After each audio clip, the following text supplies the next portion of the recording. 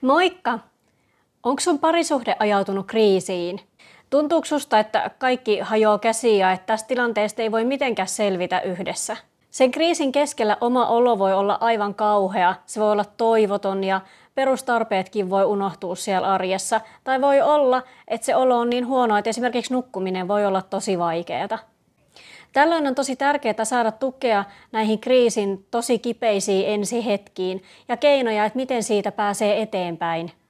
Mä oon tehnyt parisuhteen kriisin ensiviikkojen tueksi maksuttoman kriisiparisuhteessa oppaan. Tästä kriisiparisuhteessa oppaasta te saatte tukea ja keinoja tähän kriisin ensipäiviin ja ensiviikkoihin sen teidän tilanteen helpottamiseksi ennen pariterapiaan tulemista. Tämän oppaan te voitte ladata ilmaiseksi teidän käyttöön Oivallusakatemian nettisivuilta. Lue lisää tästä oppaasta tuosta tekstistä tai Oivallusakatemian nettisivuilta.